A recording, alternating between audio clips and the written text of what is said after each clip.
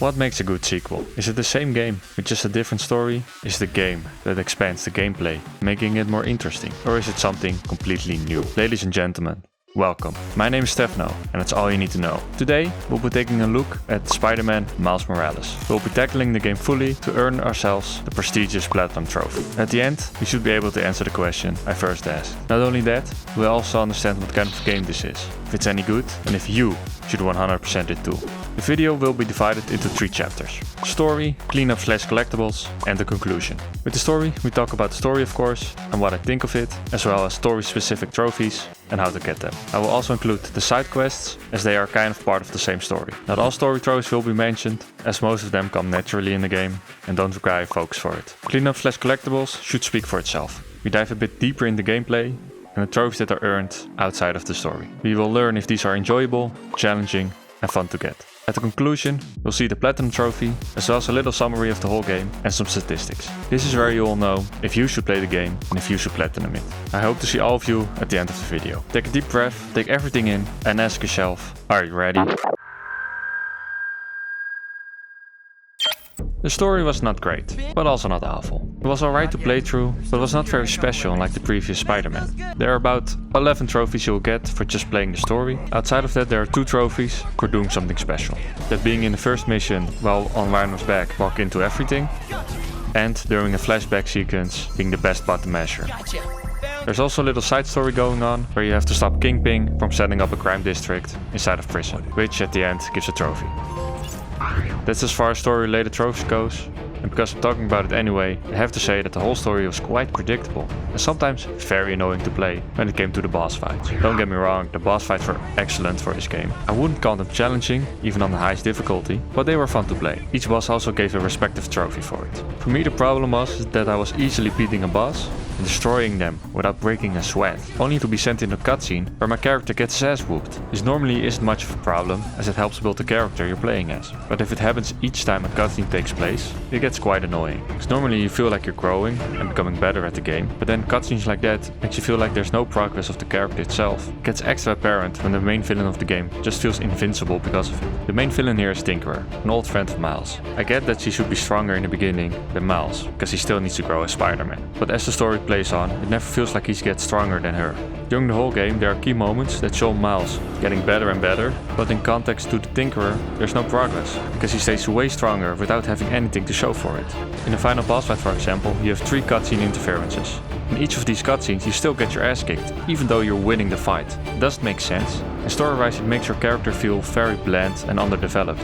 It's things like that that hold the story back and makes me not pay too much attention for it, and probably not remember much of it. Which is a shame, because I do like some good storytelling, and I know they are capable of it.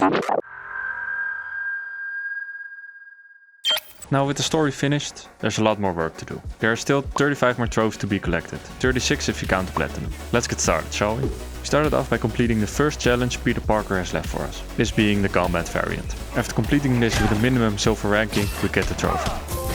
Peter has left 2 different types of challenges as well. One is a traversal challenge and one is a stealth challenge. And then there's also a trophy for completing all the challenges left by Peter, which are 9 total, 3 for each type. There are also your standard upgrade trophies, one for crafting the first visor mod, first suit mod, and crafting 10 upgrades. We find out about a few collectables, which, if fully done, results in a trophy. This being crates, time capsules, sound samples, and, after the story, postcards, scattered all across the open world. I'm also adding the 2 types of bases right here, one from the evil corporation Roxxon and one from the army of the Tinkerer, which both give trophies, I'll talk about in a second. The reason why I'm already putting them here is that if you're not paying too much attention like I did, the crates get really annoying. This is because every base also has a crate for you to gather. But if you miss this crate at any point during the base, you have to redo the entire base in order for you to collect it. In my case I almost had to redo all of the bases, because I already completed them all. So that was a slight hiccup, and after collecting them all, I get a trophy. Time capsules were the easiest collectible. Just go to the place and pick it up. During this we landed on a boat, which for some reason gave a trophy.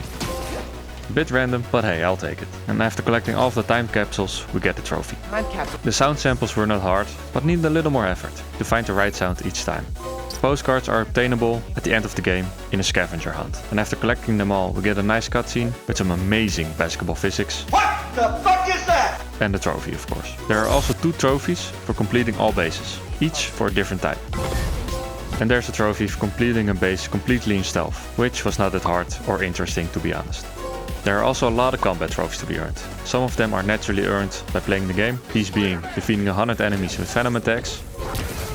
This is a new mechanic which adds electricity to the attacks of Spider-Man and makes him quite powerful. You also have defeating 100 enemies during stealth and defeating 50 enemies with the new mine gadget. Then there are a few combat trophies which require a bit more focus to get them. This being defeating 25 enemies using wall or ceiling takedowns, defeating 50 enemies using camouflage, which is also a new mechanic exclusively to Miles. Although it's a fun mechanic to be invisible, I barely used it because it's not that powerful. You also get a trophy for using Venom Dash and throwing the person you use it on into a group of enemies, and using Venom Jump and Venom Dash on one enemy. These 2 I got right after each other, and after this I never used Venom Dash again, because the other Venom moves are more powerful than this one. And lastly, you have the 100 combo trophy. This one was quite difficult, mostly being because there's few enemy types that leave an undodgeable area of effects on the ground. These effects costed me the combo a lot of the time. I finally earned the trophy during the Kingpin side quest against normal enemies. There were also a lot of side missions, and the infamous crimes of the last game were also there. This time they were done a lot better and not reliant on RNG, so that was a pleasant surprise. One of the side missions was defeating the first villain of Spider-Man as a hologram. This mission is unlocked after completing all of Pete's challenges, which I talked about before. And of all the villains they could choose, they chose Vulture. Why is it bad, you may ask? Well, it becomes a fucking air battle. I showed my hatred towards this in the first game and I thought they got rid of it. But no, they still had to have an air battle. And as expected, it's as clunky as it gets. Luckily, it's not that hard and the battle's over before I could really get annoyed. And for my patience, I get a trophy. After all the side missions are completed, we get a trophy and a nice outfit. There are still a few things to do before we head into the New Game Plus for the last set of trophies. That being completing all the objectives for every crime type, which is better than completing all of the crimes. Scrolling through social media for some reason. Placing a sticker and changing the lighting in photo mode. And visiting Miles' dad. And of course, the one and only legend of Marvel. And lastly, we completed all the districts 100%. As we head into the New Game Plus, there are a few things we have to collect for a few trophies that were only available in New Game Plus. This being the last skills, which gives the trophy. And the last, but definitely not least, suit for all the suits. This suit is so amazing that the cat even attacks with Spider-Man his finishers. After all of that, there was only one more trophy left. The last trophy we have to earn is completing the game in New Game Plus. The trophy itself is very easy, but quite annoying. This becomes very clear the moment you start and you cannot skip certain cutscenes. I don't really get this decision, because some cutscenes are skippable and some are not. But there's no real difference between the two. It's a bit annoying to find out some cutscenes are not skippable and some you have to relive again with a bland story like this. But luckily it still goes quite fast. And after completing it the second time, we get the glorious platinum.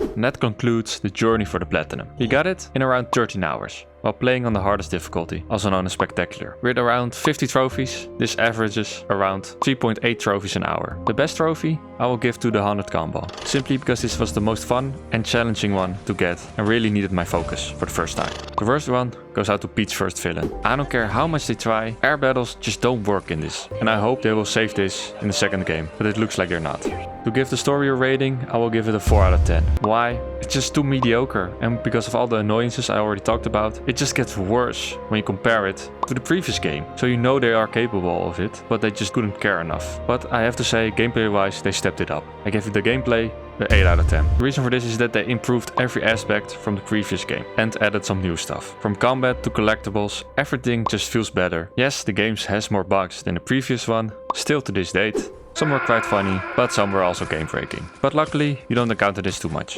The reason why it doesn't get a higher rating is mostly because of the lack of challenge. It doesn't ruin the game, but it's just too easy. The overall platinum gets an 8 out of 10. Don't play this game for the story, play it for the gameplay and a platinum journey, because this is one you should add to your collection. I hope you enjoyed the video, and if you did, let me know what I should play next down in the comments. My name is Tefno, and I'll see you soon.